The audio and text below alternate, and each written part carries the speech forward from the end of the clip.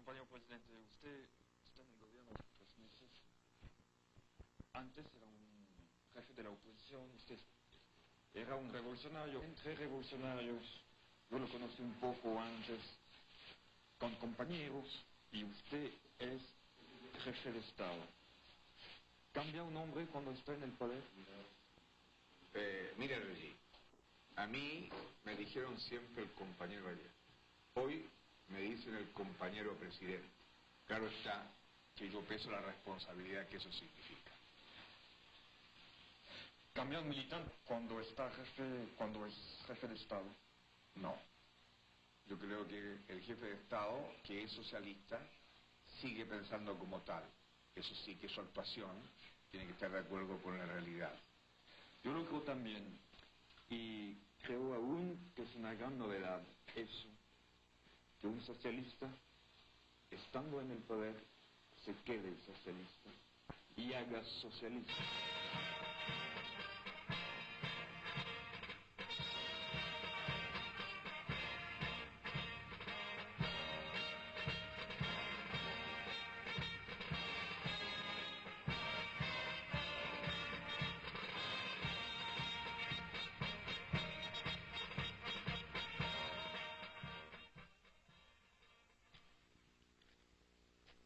¿Cómo será Allende? Es un hombre muy complejo, pero a primera vista puede ser un socialdemócrata fuera de serie, un socialdemócrata valiente, consecuente.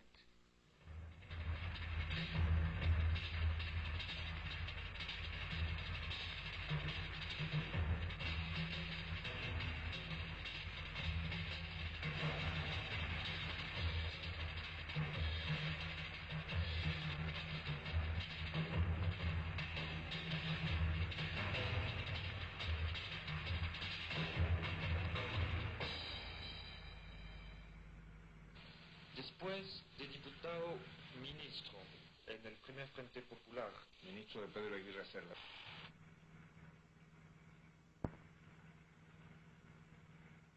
Este hombre tenía una gran calidad humana, muy bondadoso, y cosa bastante interesante. Se fue radicalizando en contacto con el poder. Pero, ¿quiere de verdad hacer una revolución? Aunque no es así que la cuestión se pregunta. ¿Puede de verdad hacer una revolución? ¿Acepta la lucha de clases hasta lo último? ¿Aceptaría él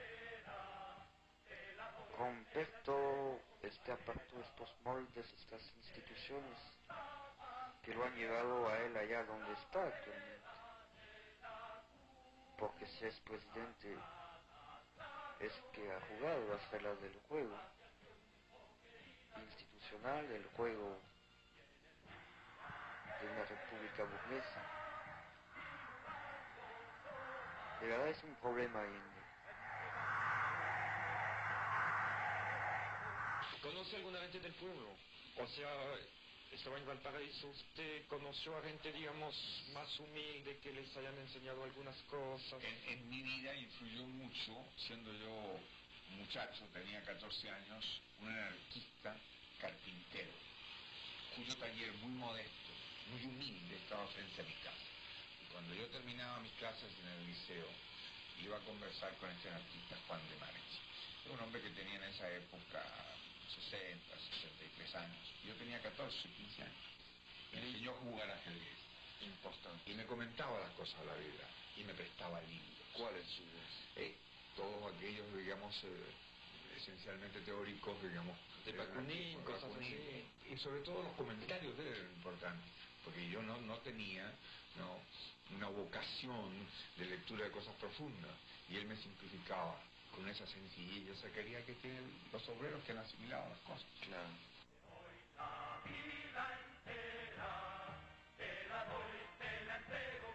No es lo que dicen afuera cuando dicen que es un señor bien, que pertenece a la buena sociedad chilena, que no hay nada que temer de él. Los americanos son muy asustados, ellos al contrario dicen que es el marxista Allende, Allende el rojo, Allende el totalitario. Yo creo que ninguna de las dos cosas debe ser cierta. Allende debe ser algo más, o algo distinto. Yo sé que usted no es un hombre de teoría, digamos, pero se nota en su actuación, en sus discursos, una gran solidez conceptual, digamos. O sea, usted, además de saber lo que dice,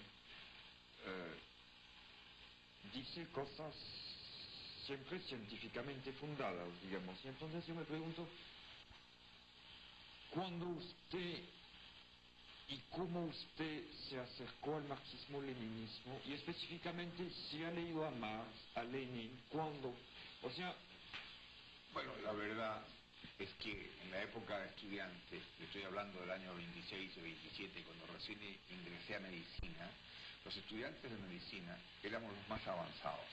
¿No eran los filósofos o los No. de la Facultad de Letras?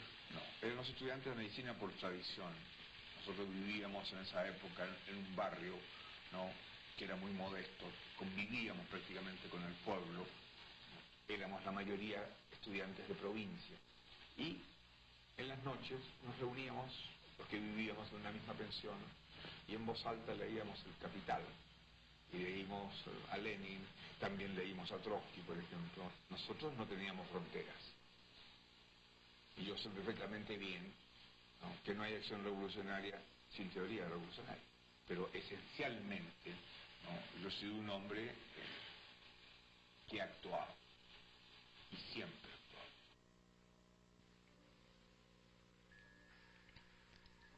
El gobierno popular creo que es la expresión y el producto histórico de este desarrollo muy especial, muy chileno, que ha combinado las formas políticas de la democracia burguesa con un amplio movimiento social proletario.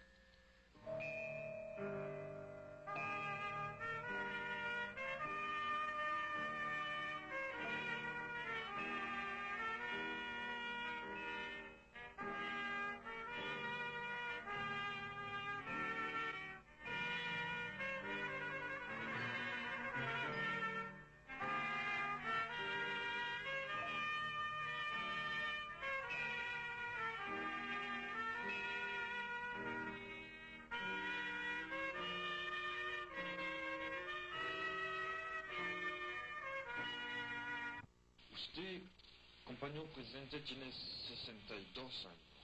Y bien vividos. Pero usted pertenece a una generación, a, digamos, la generación de los Betancourt, Aya de la Torre, Arevalo y tutti quanti. Esta gente está hoy en día liquidada políticamente. Ellos están en la prehistoria de Latinoamérica. Y usted está en la historia, haciendo historia y proyectándose hacia el porvenir. Entonces, una pregunta. ¿Por qué ellos quedaron rezagados en el camino y por qué sigue adelante usted? Porque el Partido Socialista era un partido marxista y éramos categóricamente antiimperialistas. El APRA también en aquella época se planteaba como un partido antiimperialista. Pero la verdad es que, ¿qué ocurrió? Que cuando llegaron, por ejemplo, al poder, en el caso de Venezuela, los partidos populares, y especialmente Acción Democrática, no demostró una decisión para hacer los cambios, no luchó por transformar el régimen y el sistema, y al contrario, se entendieron con el imperialismo. Pero, Ahora, el APRA, por ejemplo, fíjate, sí. el APRA no ha llegado al poder, pero en esencia, para pretender abrirse un camino, morigeró, disminuyó, cambió su actitud frente al imperialismo. Y de allí que han sido rebasados por la historia y que en realidad hoy día esos partidos no representan ni interpretan las ansias de los pueblos latinoamericanos.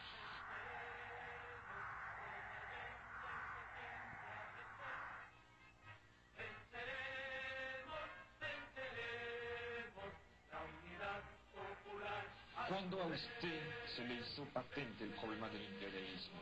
Nosotros tuvimos conciencia que el Frente Popular indiscutiblemente fue un gran avance, porque fue la incorporación de la clase media al ejercicio del poder, porque se organizó la clase obrera en la Central Única de Trabajadores.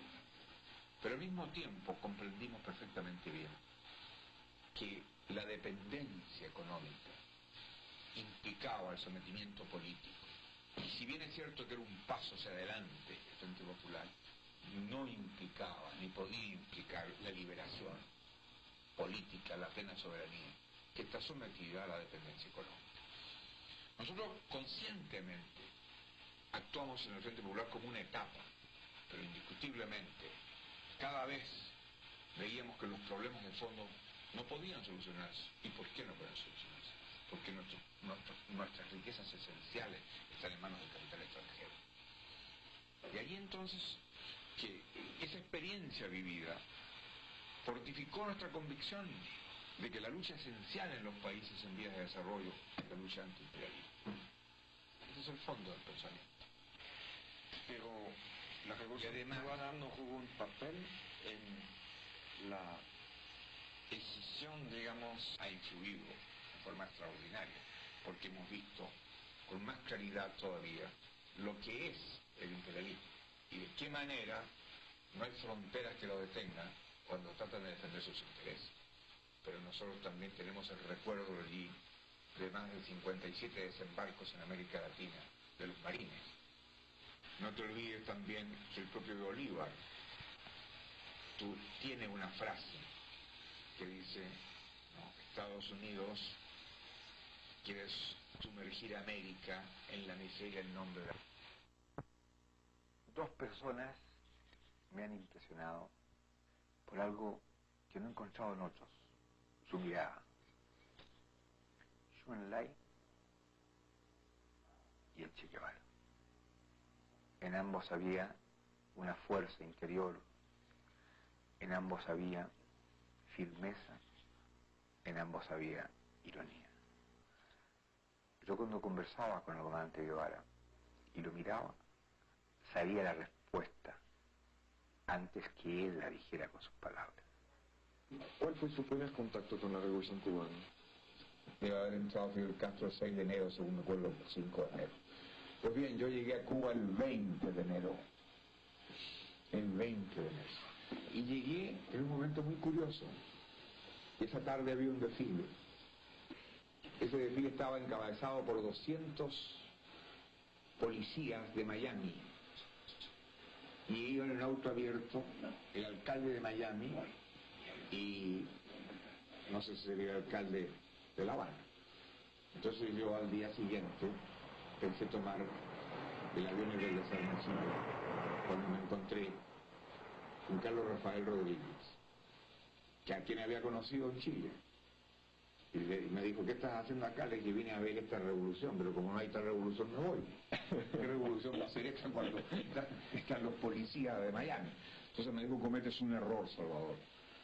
Quédate aquí, conversa con los dirigentes. Pero dije, no, me voy. Pero me insistió tanto, que además yo conocía a Carlos Rafael, que le dije conforme, pero ponme en contacto tú con los dirigentes. Y efectivamente, esa tarde yo recibí un llamado de Aleida, a quien no conocía ni sabía quién era la secretaria del Che, no estaba casada con el Che todavía. Me dijo, el comandante Guevara le va a mandar su automóvil y lo espera en el cuartel de la Habana. Y ahí llegué yo, y ahí estaba el Che. Estaba atendido en un catre de campaña. Había una pieza enorme donde, y me recuerdo, había un cache de bronce, pero el Che estaba en el cache de campaña, solamente con sus pantalones, con el dorso descubierto, ¿no? Y en ese momento tenía un fuerte ataque de asma. Estaba con el inhalador, ¿no? Entonces yo esperé que se pasara, me senté en la cama, la otra, entonces le dije, comandante, entonces me dijo, mira, Allende, yo sé perfectamente bien quién es usted. Yo le oí, me dijo, en la campaña del 51, dos discursos, uno muy bueno y uno muy malo. Así que me dijo, conversemos, ¿no?, con confianza, porque yo tengo opinión muy clara de quién es usted. Entonces, ahí me di cuenta, ¿no?, la calidad intelectual, el sentido humano, la visión continental que tenía el Che y la concepción realista de la lucha de nuestros pueblos. Y él me conectó con Raúl Castro y después inmediatamente fui a ver a Fidel y me recuerdo como si fuera hoy día, estaba en un consejo de gabinete y Fidel me hizo entrar y yo presencié parte de la reunión del consejo de gabinete y después ahí hubo una cena y después salimos a conversar con Fidel. Y debo decir que fue una cosa muy curiosa, ¿no? Salimos a un salón y en ese salón había guajiro jugando ajedrez, tendidos en el suelo, metralletas y todo. Y tengo una foto por ahí que no está aquí, en que salgo en la única parte que podíamos estar, una especie de chimenea, ¿no? Y ahí al lado había un pedazo libre y ahí estamos Fidel y yo conversando. Chile tiene su camino al socialismo. Pero ¿qué lección personal le dio la Revolución Cubana a usted? Una lección extraordinaria. Primero, que un pueblo unido, un pueblo consciente de su tarea histórica, es un pueblo invencible. Además, cuando tiene líderes consecuentes, cuando tiene hombres, ¿no?, capaces de interpretar al pueblo, sentirse el pueblo en su gobierno. ¿Y cuál es el fundamento humano, político de su amistad con Fidel Castro? Desde el primer momento me impresionó esa inteligencia desbordante, esa cosa increíble, arrolladora, porque es como una especie de catarata humana, y su franqueza. Y nuestra amistad ha sido una amistad a veces ¿Con discusiones? y profundas y fuertes, Pero con franqueza siempre. siempre. La guerra de guerrillas. Este ejemplar estaba encima del escritorio del Che. Debe haber sido el segundo o el tercer ejemplar, porque me imagino que el primero se lo dio a Fidel. Y aquí tiene una dedicatoria que dice: a Salvador Allende, que por otros medios trata de obtener lo mismo. Afectuosamente, Che. A mí me sorprendió mucho, vi una película de su campaña, una película de la transmisión del mando, y en el Estado Nacional, donde usted pronunció su primer discurso político, había el retrato del Che. Usted lo mencionó a él como ejemplo para la juventud chilena, en su primer discurso como militante socialista, pero también como presidente de la República. Entonces me pregunto, ¿por qué usted, con posiciones políticamente distintas de las del Che, lo sigue no solamente asumiendo la bandera del Che y de la Revolución Cubana, sino sigue dándole, digamos, de ejemplo?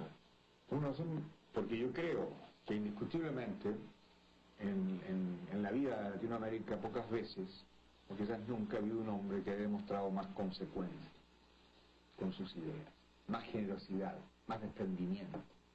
El Che lo tenía todo, renunció a todo para hacer posible la lucha continental.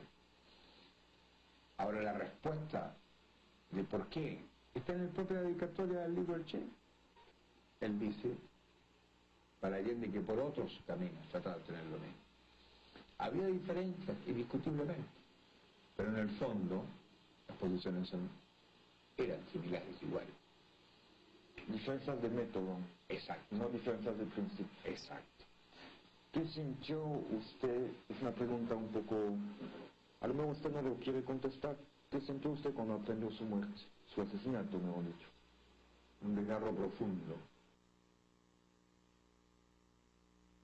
De esta combinación inscrita en la dialéctica misma de la historia de todo Chile, el compañero presidente Salvador Allende es el ejemplo viviente y como su encarnación, doctor y compañero, masón y marxista, expresidente del Senado de la República y militante socialista sin tacha, de formación burguesa y de convicción revolucionaria, enraizado en la realidad provincial de su país, más todavía que en la capital, e internacionalista consecuente.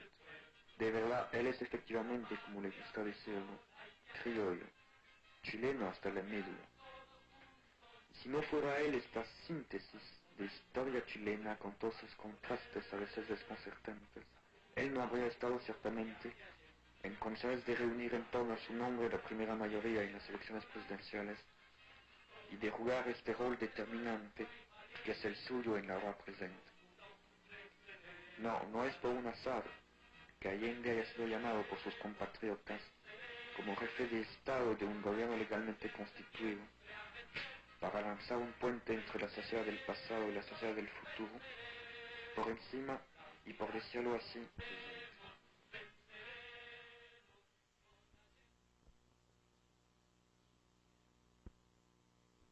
Con Frei se acabó el reformismo, fracasó el reformismo.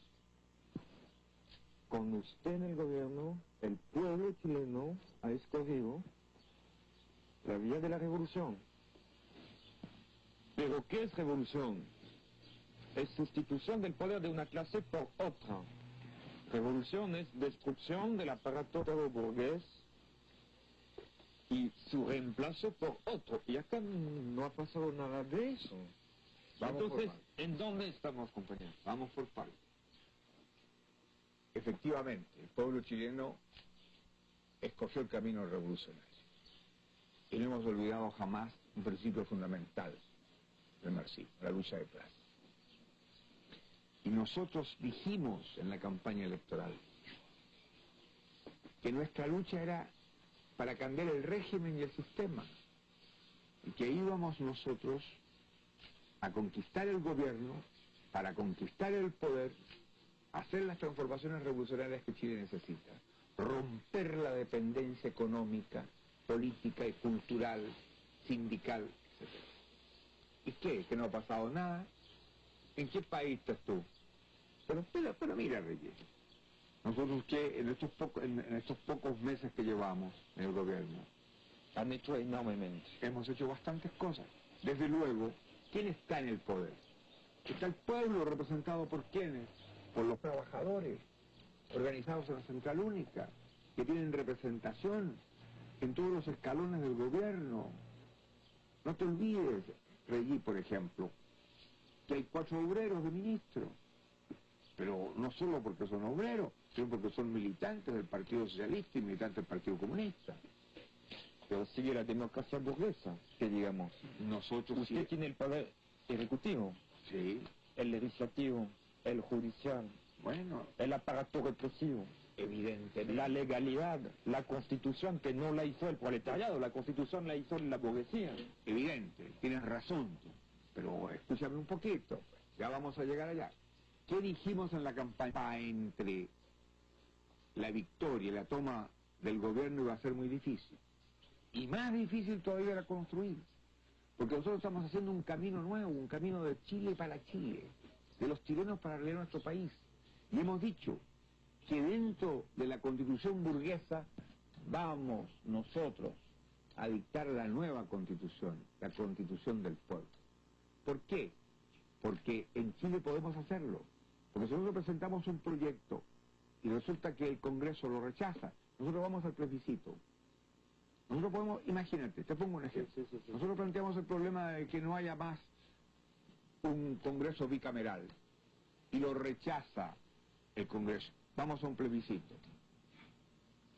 El plebiscito lo ganamos.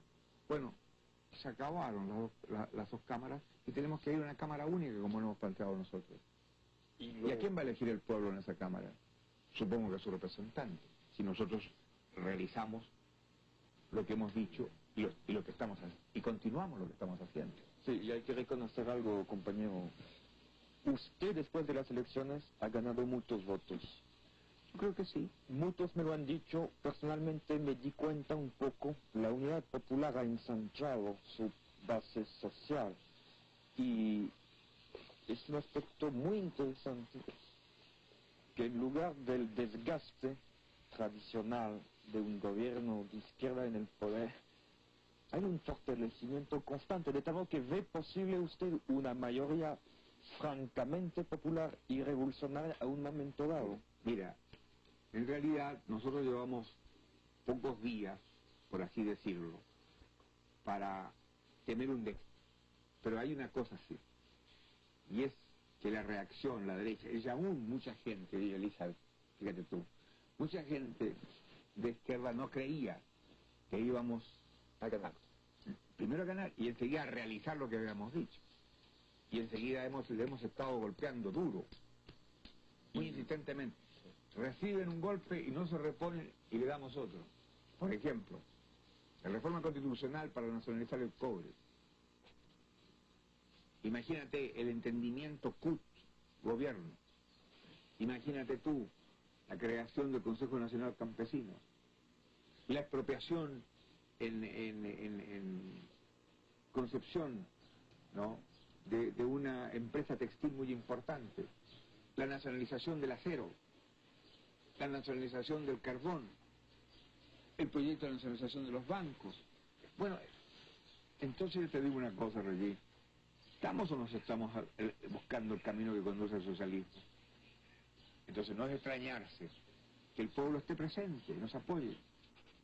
No tengas temor, si no vamos a olvidarnos que hemos dicho que vamos camino al socialismo. No, yo me doy cuenta. Yo me doy cuenta que Chile es algo muy específico y que había que transitar por este camino. Lo importante es que se esté transitando y se esté caminando, y en 2 meses se ha caminado mucho. Pero mi pregunta era, usted, compañero Allende, los trabajadores detrás suyo han conquistado el gobierno. Y si le pregunto, ¿y cuándo van a conquistar el poder? ¿Qué me contesta?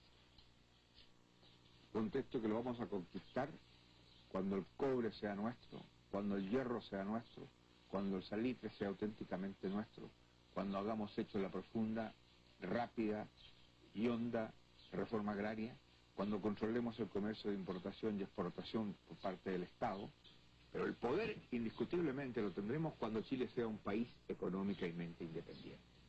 De allí que nuestra lucha esencial, vital, sea antiimperialista. Y de allí que el proyecto de más trascendencia es de los que nos permite nacionalizar la riqueza fundamental de Chile. Los que ayer defendían a los opresores pueden hoy defender a los oprimidos sin cambiar ellos mismos, sin sustituirse por otros. Pero hay que O sea, claro, el mismo tribunal que sí, ayer dictaba una ley en favor del latifundista, hoy la puede dictar en favor del campesino sin que cambie el tribunal. Y el ejército que ayer, o los carabineros que ayer expulsaban de los fondos los que invadían, actualmente usted cree que pueden ponerse de defensores de los oprimidos en primer lugar, sin cambiarlos. en primer lugar tienes que ubicarte en una realidad distinta. Los jueces justifican su actitud diciendo que ellos aplican la legislación vigente. Si hay una nueva legislación, dice que aplicarán la nueva legislación. Y esa la vamos a dictar nosotros a través de la reforma constitucional o las leyes que vamos a plantear al Congreso. Y ya te he dicho que si hay un rechazo de algo fundamental, iremos al plebiscito. Las Fuerzas Armadas chilenas tú no las puedes comparar, Regis, Ya sé. con las Fuerzas Armadas de otros países latinoamericanos. Nuestro objetivo y nadie Ellos- tiene dudas acerca de eso. Ellos nunca han intervenido propiamente tal en una actitud represiva al pueblo, sino cuando ocasionalmente el gobierno, y muy ocasionalmente, ¿no?, ha solicitado la utilización de las Fuerzas Armadas. ¿Y podrán combatir la reacción si la reacción empieza? Evidentemente que sí, evidentemente que sí, y eso lo vamos a probar.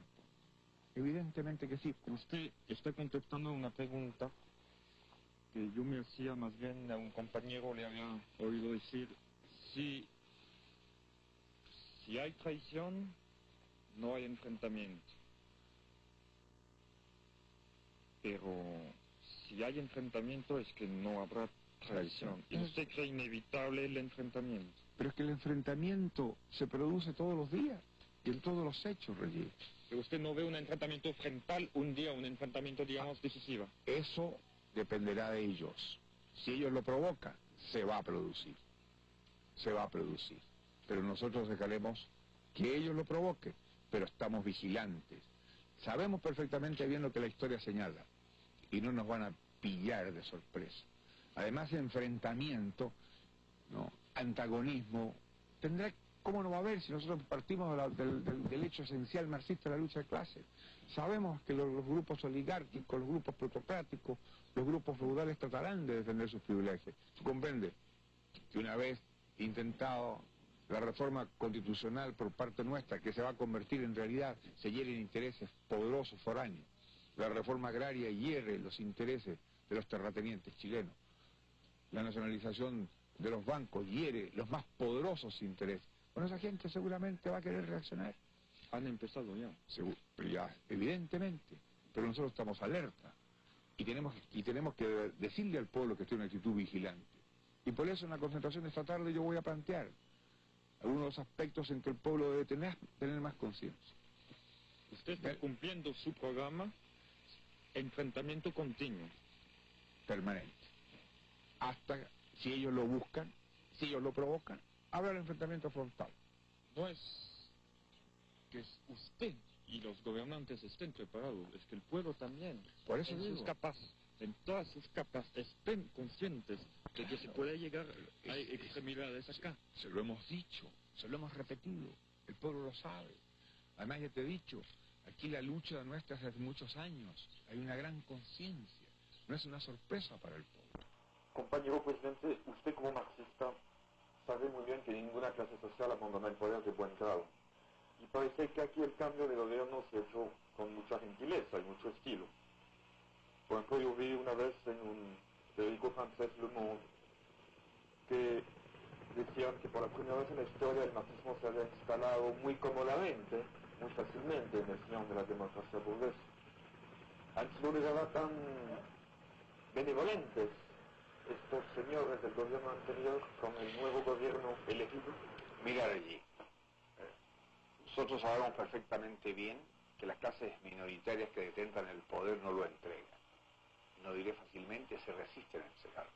Y aquí en Chile, entre la etapa después de la elección hasta la toma del poder, ¿no?, vivimos un clima permanente de conspiración, organizada, planificada. Y yo lo he dicho por lo demás públicamente. Yo no fui durante esos 2 meses un hombre que se estaba preparando para tomar el gobierno.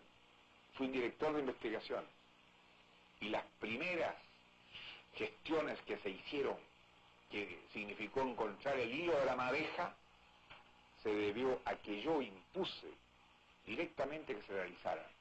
Así que nadie puede imaginarse, ¿no?, como dice Le Monde puede decir lo que quiera, pero la realidad ha sido muy otra. Y hemos estado en una actitud vigilante y la movilización de las masas. Y nuestro denuncio fue lo que permitió que llegáramos al gobierno. Y por cierto, que un factor fue el asesinato de Schneider. Él cayó en lugar suyo.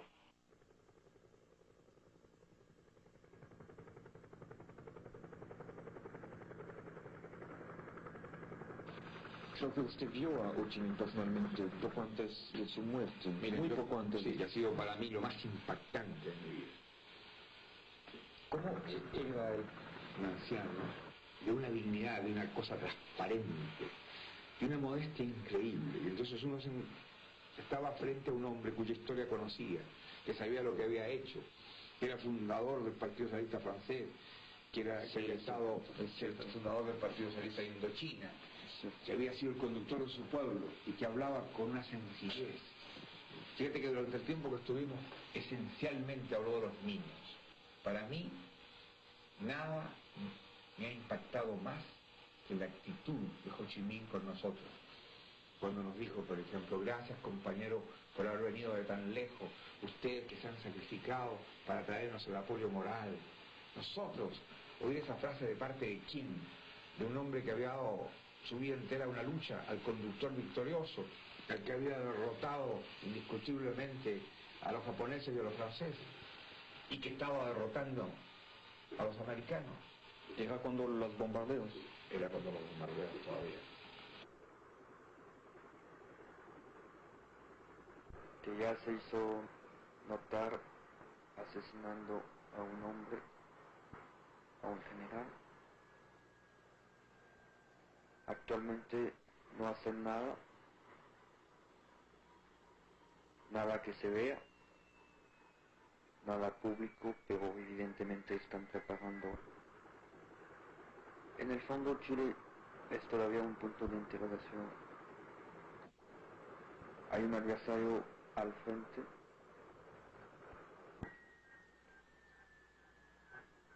será de verdad grave que ellos se preparen mejor y más y con una mayor conciencia que los revolucionarios, que el pueblo mismo. ¿Por qué usted tuvo que recurrir por la primera vez en Chile, como presidente de la República, a una guardia política personal? No hay una guardia propiamente tal, es un grupo de compañeros. Y recurrí a ellos y trabajé con ellos durante la etapa preelectoral, durante todo el periodo comprendido entre la elección y la toma del gobierno. Porque para mí el director de investigación del gobierno Frey estaba comprometido, y porque estaba en peligro mi vida y atentaron 2 veces. Porque no son por los guardaespaldas, son mis compañeros, compañeros en las ideas, compañeros en el trabajo, compañeros en la convivencia amical. Pues sabemos bien que para usted la presidencia no era un fin, un medio más, un frente más de lucha para los revolucionarios. ¿Cómo resulta en la práctica este cargo, esta función del presidente? ¿No tiene algo paralizante, algo pesado, algo protocolar? ¿Cómo usted puede imponerse a su propia función oficial?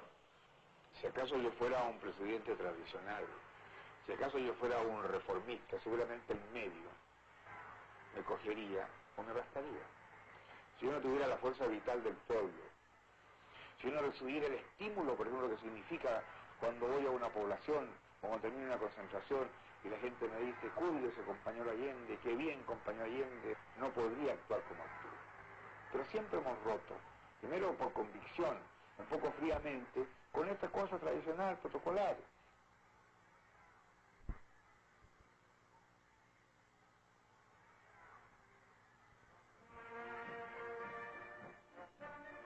Las Fuerzas Armadas chilenas tú no las puedes comparar, Regis, con las Fuerzas Armadas de otros países latinoamericanos. Es nuestro objetivo y nadie tiene duda de esa causa. Y podrán combatir la reacción, que la reacción empieza evidentemente que sí.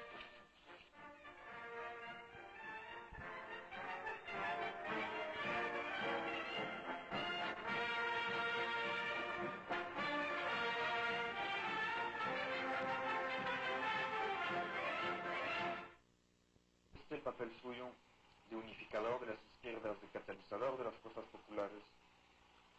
Alguna razón quizás tendrá el enemigo para intentar eliminarlo, como sabemos que lo está o lo estuvo intentando. ¿Qué cree que pasaría si eso ocurre? Yo creo allí que la burguesía parte de un error. Supone que es el hombre el factor esencial del proceso social. Todos sabemos que es el pueblo, que son las masas, pero también no desconocemos que el hombre tiene una determinada influencia en un momento determinado. Pues bien, ellos creen y convierten ese principio casi en una táctica, que eliminando a un hombre, un político, a un dirigente, el proceso social va a desaparecer. Pero un error, podrá demorarse, podrá prolongarse, pero la postre no podrán detenerlo. En el caso de Chile, bueno, si me asesinan, bueno, el pueblo seguirá su ruta, seguirá su camino. Con la diferencia quizás que las cosas van a ser mucho más duras y mucho más violentas, porque será una elección muy clara, muy objetiva para la masa, de que esta gente no se detiene ante nada. Y yo tengo contabilizado esta posibilidad. No la ando ofreciendo ni facilitando que lo hagan, pero tampoco vivo con la preocupación de que esto pueda ocurrir. Construyendo el socialismo, no nos moverán. Construyendo el socialismo, no nos moverán. Que no crea que la prueba no nos moverán.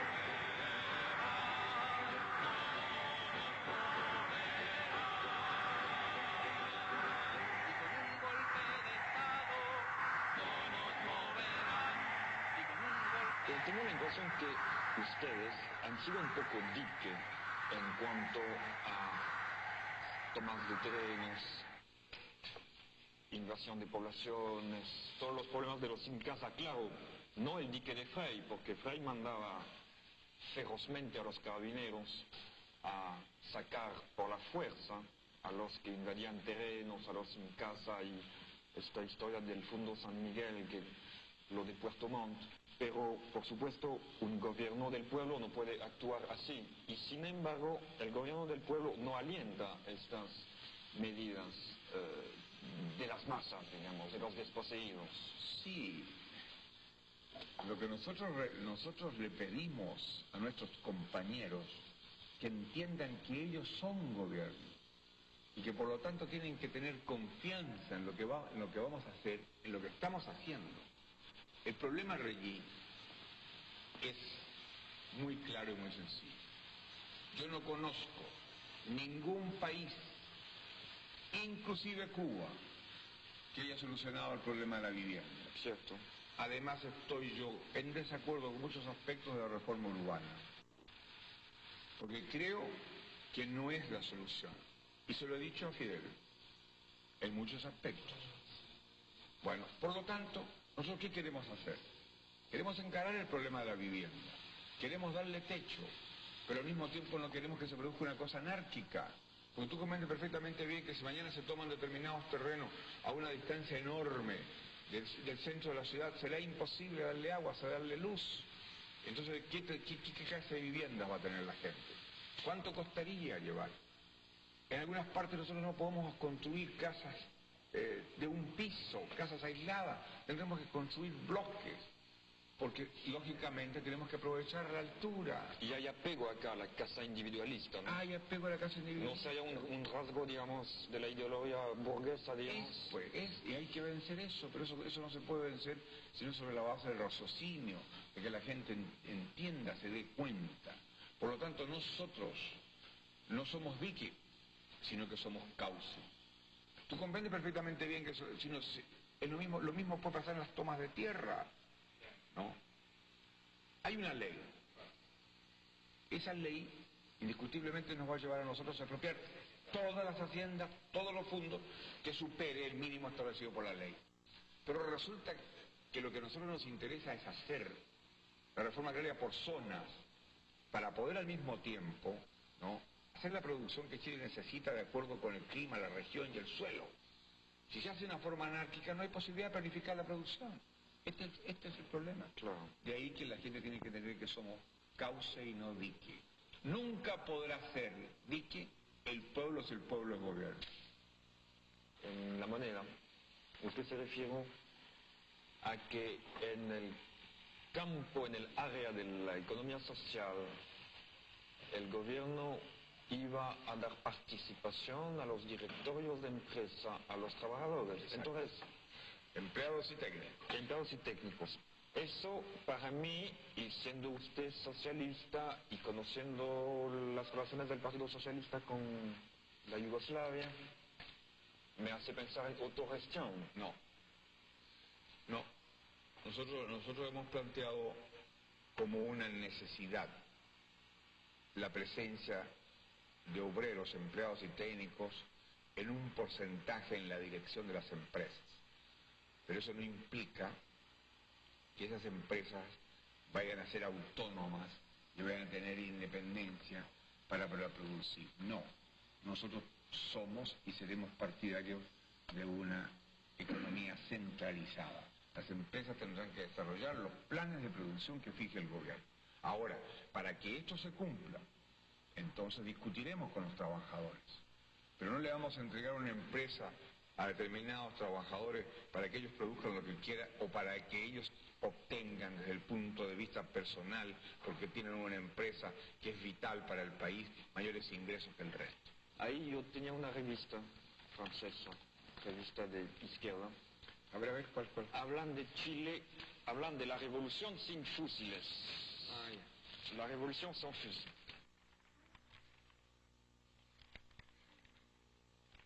Entonces usted ve que en el exterior, una revolución sin fusiles para gente que no tiene quizás mayor formación política no es revolución, es reformismo.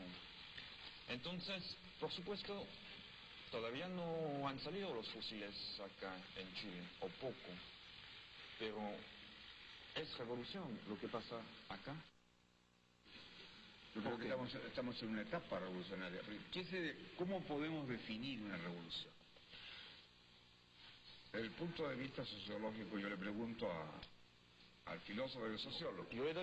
Yo quiero aclarar una duda de inmediato. Para mí, la cuestión de la violencia no es una cuestión definitoria. Está bien, yo me refiero a eso. Es el paso del poder de una clase minoritaria a una clase mayoritaria. Bueno, aquí la clase minoritaria ha sido desplazada y el pueblo, y ha sido evidentemente, porque si la clase minoritaria estuviera en el poder, no habría nacionalización del cobre, no habría nacionalización de los bancos, no habría reforma agraria, Regí. Pero hasta el momento el gobierno, digamos, no se ha salido de los marcos reformistas. Han actuado dentro de la Constitución que le habían legado el gobierno burgués anterior. Han actuado dentro, digamos, de los moldes establecidos. Por eso se puede decir que hasta el momento hubo reforma. Lenin decía, perdóneme compañero, no quiero hacer el pedante acá, pero Lenin decía que hay dos tipos de reformas, las que están destinadas a frenar a la revolución y las que están destinadas a abrirle el camino a la revolución. No, yo creo que nosotros hemos utilizado aquellas que le abren el camino a la revolución. Ahora, tenemos la pretensión, y eso sí que sí, lo voy a decir con modestia, de estar creando un camino distinto y demostrar que se puede hacer estas transformaciones profundas que son el camino de la revolución.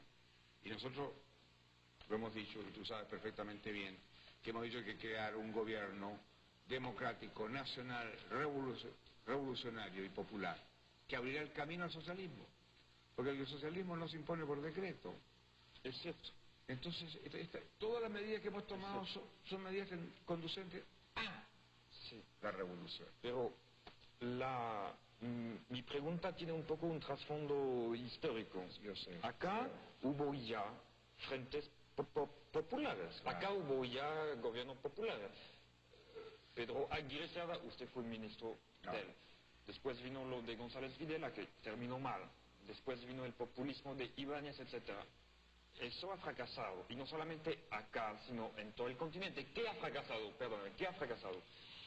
Ha fracasado una cierta política colaboracionista y conciliadora, basada en una combinación entre partidos obreros y partidos demoburgueses, digamos así. ¿Cómo usted, compañero presidente, puede asegurar que los fracasos de antes no se van a repetir ahora, en 1970, en Chile? En primer lugar, Regí, yo sostengo que el Frente Popular Chileno no fracasó. Por una razón muy sencilla. Porque el Frente Popular Chileno no se propuso la transformación revolucionaria de Chile. Pedro Aguirre Cerda levantó un programa que decía pan, techo y abrigo. Es decir, un programa humano, pero no un programa de contenido social y mucho menos revolucionario. El que piensa que Pedro Aguirre Cerda es un revolucionario tendría que decir, claro, fracasó. Pero resulta que nosotros entramos conscientemente a colaborar para hacer la izquierda del sistema, vale decir del sistema capitalista. En cambio, el programa lo dice, hoy luchamos por transformar y cambiar el sistema. Es completamente distinto. En el Frente Popular, Regí, había un partido hegemónico, un partido mayoritario, un partido de la burguesía, el Partido Radical. Hoy día, en la Unidad Popular, no hay ningún partido hegemónico, pero están presentes dos partidos de la clase obrera, partidos revolucionarios, partidos marxistas, y por último, compañero, el presidente de la República es un socialista. Entonces las cosas son distintas.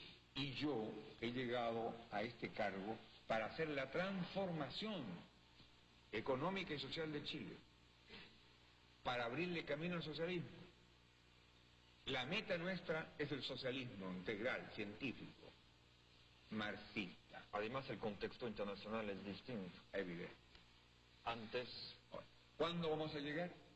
Yo he estado, por ejemplo, el año 53 en China. ¿Cuántos años se llevaba China en revolución? En 63, 53, sí, 3 años o 4. poco más creo yo. No entró Mao en Pekín en 49. Bueno, y había, por ejemplo, en Shanghái, existían empresas mixtas. Bueno, todavía está Hong Kong. Todavía en Shanghái los ingleses tienen ventajas en las aduanas. Todo el mundo sabe que China, la República Popular Democrática, podría en 24 horas terminar con Taiwán, con Formosa. ¿Es por qué no lo hace? Porque sencillamente sería poner en peligro, ¿no?, la paz del mundo y su propia revolución. ¿Por qué Fidel no toma Guantánamo? ¿Alguien va a pensar que Fidel no quisiera, ¿no es cierto?, que los americanos no estuvieran ahí? ¿Por qué no lo toma? No, pero debemos aclarar bien que yo no aconsejo este tipo de medidas, por supuesto. Yo creo que usted tiene toda la razón en medir su paso, escoger su ritmo. Y la cuestión principal no es violencia o no violencia. La cuestión principal es saber cuál es la fuerza motriz del proceso. Y eso es el proletariado. Esa es la cuestión.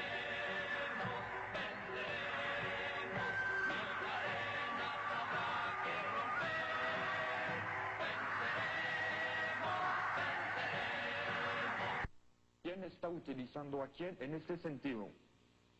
Se va a encajonar el proletariado y sus aliados dentro de las instituciones burguesas, apaciguándose con reformas por acá, reformas por allá, o se podrá en un momento dado romper estos moldes para crear una democracia proletaria. En el fondo, mi pregunta ¿es el proletariado que va a terminar por imponerse a la burguesía? ¿O es la burguesía que va a ir poco a poco reabsorbiendo y amoldando al proletariado dentro de su mundo? ¿Quién le toma el pelo a quién, si quiere, brutalmente y un poco de manera provocadora, ¿no? Quizás. Yo no creo que un compañero me provoque con una pregunta. Bueno, yo soy un provocador profesional, compañero presidente. Yo no me dejo provocar. Bueno, bien. Entonces, no, yo creo el proletariado. El proletariado. La pregunta es importante. Es importante. Y la respuesta es breve. El proletariado. El proletariado es una apuesta hasta el momento, porque digamos, usted sabe, los frentes populares ha explicado que ya no se va a repetir. No, es que este no es un frente popular. Entonces hay que entender ese problema. ¿Cómo llamarlo? ¿Frente de trabajadores? ¿Frente de patria? Frente de trabajadores, frente de la patria, unidad popular, pero con una columna vertebral en que la clase obrera es indiscutiblemente el motor.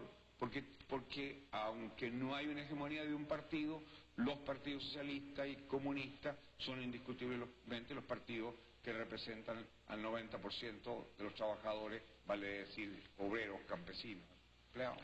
No, yo lo creo eso, yo lo creo. Entonces, por eso la pregunta, sí. ¿Quién se va a servir de quién? Aún aceptando la forma de pregunta, el proletariado. Y si no fuera así, yo no estaría aquí. Bueno, no, su pregunta no estaría aquí. Yo estoy trabajando para el socialismo y por el socialismo.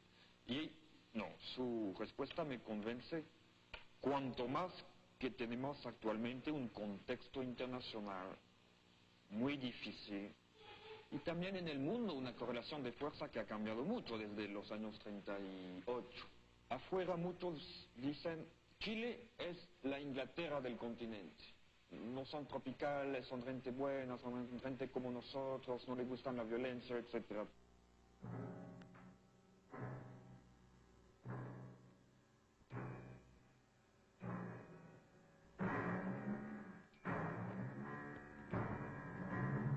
¿Cuántos muertos ha dado el proletariado chileno para que sea posible hoy en día esta llegada al gobierno?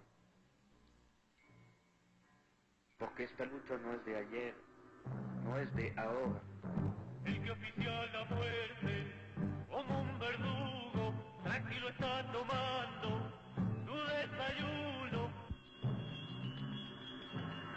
Masacres por aquí, matanzas por allá. Todo eso ha sido una lucha de clases que quizás no ha llegado a conocerse, que quizás no ha llegado a romper con esta idea, este cliché burgués del Chile pacifista, del Chile cariñoso, del Chile bonachón, donde todo se arregla. En realidad, abajo, en el campo, en los suburbios, no ha sido así, evidentemente. Eso ha sido una lucha de clases muy larga, muy dura, quizás una de las más sangrientas del continente.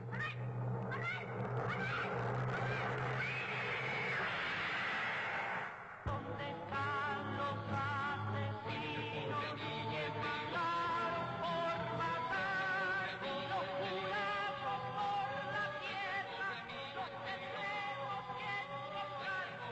Los juramos por la vida, los tendremos que encontrar. Sus relaciones con Estados Unidos, ¿ustedes tienen razones por temer algún empeoramiento de estas relaciones?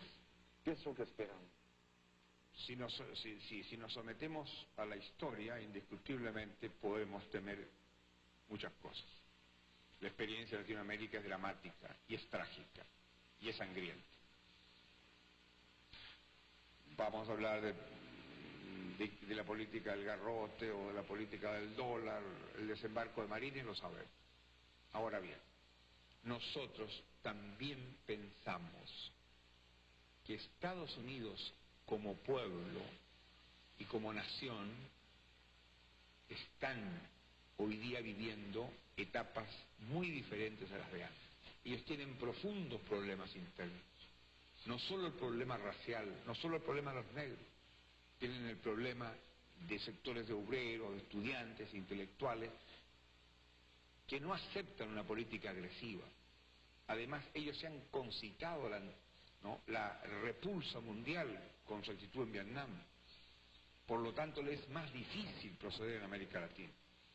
Nosotros no tenemos ninguna actitud agresiva contra el pueblo norteamericano. La agresión vendrá de ellos, si es que tiene que venir. Por eso digo, ni siquiera verbal. El señor Nixon es presidente de Estados Unidos y yo soy presidente de Chile. Yo no tendré un término despectivo contra el señor Nixon mientras el señor Nixon respete al presidente de Chile. Si ellos rompen con esto que es una obligación, si una vez más van a hacer tabla rasa de la autodeterminación y de la no intervención, se van a encontrar con una respuesta digna de un pueblo y de un gobernante. ¿En qué reside finalmente para usted la lección del proceso chileno para Latinoamérica? ¿Cuál es esa lección en su concepto? La lección es que cada pueblo tiene su propia realidad. Y frente a esa realidad hay que actuar. Que no hay recetas. Y que el caso nuestro, por ejemplo, abre perspectivas, abre caminos. Hemos llegado por los cauces electorales. Aparentemente se nos puede decir que somos reformistas, pero hemos tomado medidas que implican que queremos hacer la revolución. Vale decir, transformar nuestra sociedad. Vale decir, construir el socialismo. ¿Y qué piensa de los que dicen que lo que acaba de pasar en Chile desmiente la guerra del pueblo, o la tesis de la guerra del pueblo en otras paredes? Yo he dicho antes de nuestra victoria que la lucha revolucionaria puede ser el foco, el ejército armado, la guerra del pueblo, la insurgencia y el caos electoral. Depende del contenido que se le dé. Entonces, frente a algunos países, no hay otra posibilidad que la lucha armada. Donde no hay partidos, donde no hay sindicatos, donde hay dictadura, ¿quién va a creer en la posibilidad electoral? No hay ninguna expectativa electoral. Yo personalmente he visto su victoria como un aliento para luchar. Mi muy poca experiencia política y muy poco conocimiento de Latinoamérica me han llevado a la conclusión de que muchos gobiernos se dicen revolucionarios, pero hay unos que dicen más de lo que hacen, y otros que son muy pocos que hacen más de lo que dicen, y tengo como la impresión de estar en el segundo caso acá. Para nosotros vale mucho más hacer que decir. Entonces, a lo mejor no nos queda por decir mucho, la cosa es hacer. Pero la última pregunta que quería hacer, ¿cómo ve usted, a partir de la experiencia chilena, a partir de la victoria popular en Chile, el porvenir de Latinoamérica? Con victoria, sin victoria, siempre he dicho lo mismo. Latinoamérica es un volcán en erupción. Los pueblos no pueden continuar muriéndose a medio vivir. Tú sabes perfectamente bien que en este continente hay 170 millones de semianalfabetos y analfabetos. Tú sabes que en América Latina faltan 14 millones de viviendas y que el 70% de la gente se alimenta mal. Tú sabes que potencialmente nuestros pueblos son riquísimos y sin embargo son pueblos con desocupación, con hambre, con incultura, con miseria moral y miseria fisiológica. Los pueblos de América Latina no tienen otra posibilidad que luchar. Cada uno de acuerdo con su realidad, pero luchar. ¿Luchar para qué?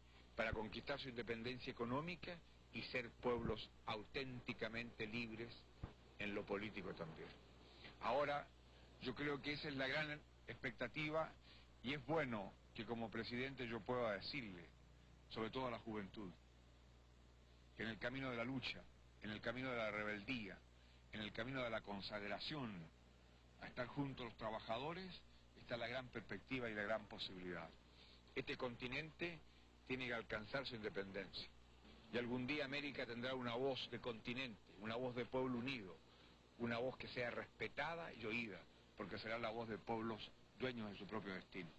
Esto es lo que yo pienso, Regí, y creo que tú, compañero en la rebeldía de los pueblos, nos puedes ayudar mucho diciendo lo que has visto y diciendo lo que queremos. Venceremos, venceremos, mil cadenas habrá que romper.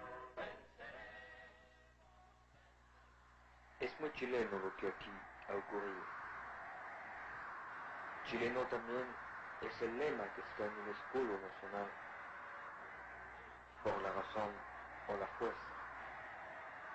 Aparentemente hasta hoy todo ha sido por la razón. ¿Hasta cuándo? Campesinos, soldados y obreros, la mujer de la patria también, estudiantes, empleados, mineros, cumpliremos con nuestro deber, sembraremos las tierras de gloria, socialista será el porvenir, todos juntos seremos la historia, a cumplir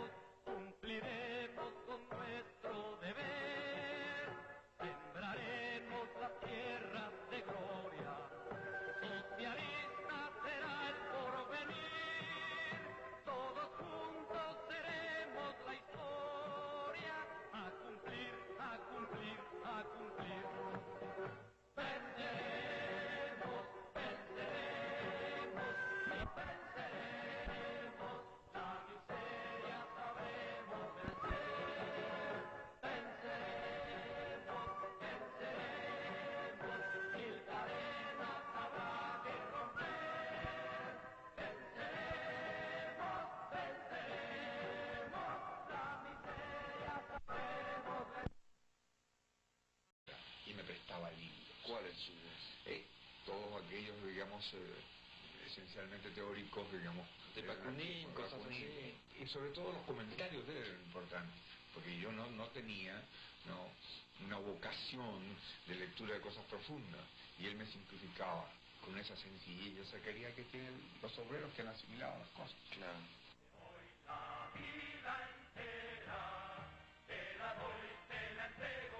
No es lo que dicen afuera cuando dicen que es un señor bien, que pertenece a la buena sociedad chilena, que no hay nada que temer de él. Los americanos son muy asustados, ellos al contrario dicen que es el marxista Allende el rojo, Allende el totalitario. Yo creo que ninguna de las dos cosas debe ser cierta. Allende debe ser algo más, o algo distinto. Yo sé que usted no es un hombre de teoría, digamos, pero se nota en su actuación, en sus discursos, una gran solidez conceptual, digamos. O sea, usted, además de saber lo que dice, dice cosas siempre científicamente. La cuestión se pregunta, ¿puede de verdad hacer una revolución? ¿Acepta la lucha de clases hasta lo último? ¿Aceptaría él romper todo este aparato, estos moldes, estas instituciones que lo han llevado a él allá donde está actualmente? Porque si es presidente es que ha jugado las reglas del juego institucional, del juego de una república burguesa. De verdad es un problema Allende.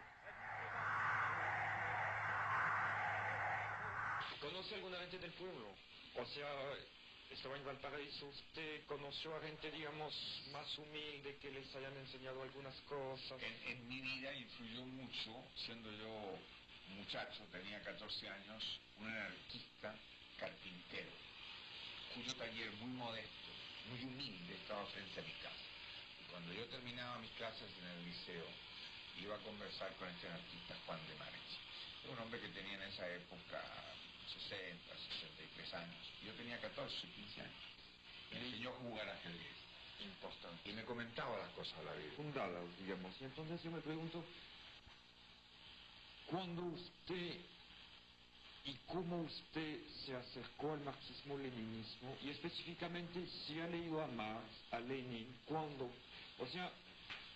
Bueno, la verdad es que en la época de estudiante, estoy hablando del año 26 o 27, cuando recién ingresé a medicina, los estudiantes de medicina éramos los más avanzados. ¿No eran los filósofos o los No. de la Facultad de Letras? No, eran los estudiantes de medicina por tradición. Nosotros vivíamos en esa época en un barrio, ¿no?, que era muy modesto, convivíamos prácticamente con el pueblo, éramos la mayoría estudiantes de provincia. Y en las noches nos reuníamos, porque vivíamos en una misma pensión, y en voz alta leíamos El Capital.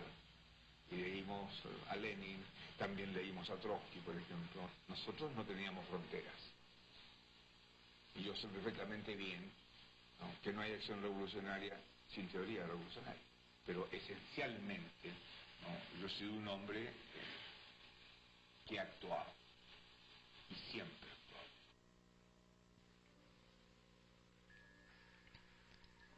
El gobierno popular, creo que es la expresión y el producto histórico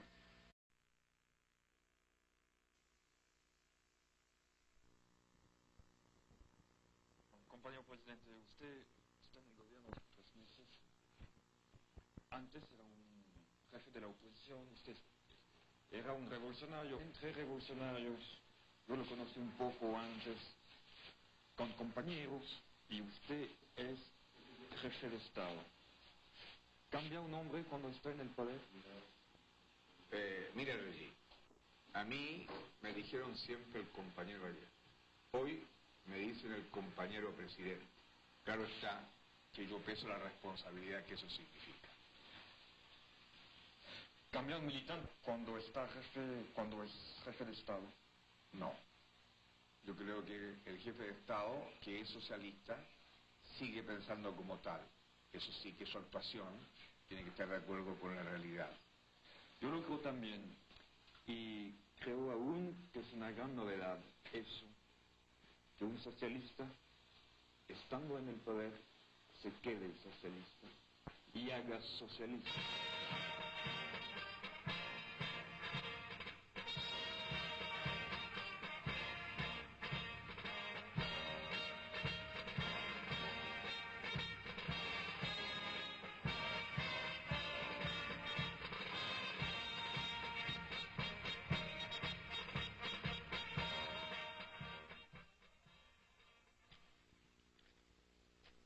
¿Cómo será Allende? Es un hombre muy complejo, pero a primera vista puede ser un socialdemócrata fuera de serie, un socialdemócrata valiente, consecuente.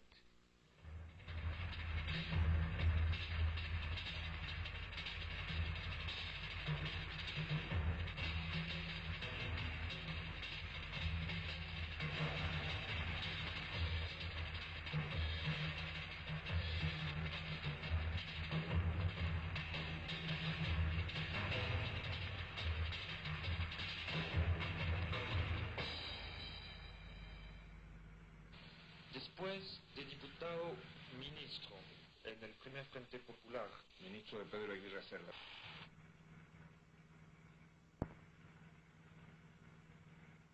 Este hombre tenía una gran calidad humana, muy bondadoso, y cosa bastante interesante. Se fue radicalizando en contacto con el poder. Pero quiere de verdad hacer una revolución, aunque no es así que